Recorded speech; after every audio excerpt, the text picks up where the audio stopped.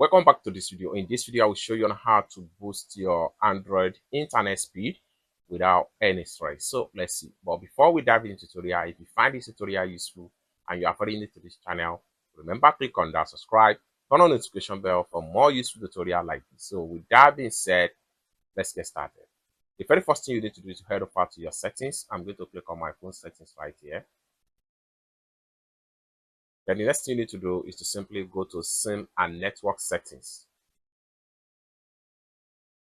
Then the next thing you need to do is to select your SIM card for the network browsing. Then go to access point name. Select your access point. Then scroll down and go to authentication type. Then right here, you have different authentication type, starting from PAP to CHAP or CHAP or PAP or CHAP. So in this category, it is highly recommended that you choose PAP or CHAP.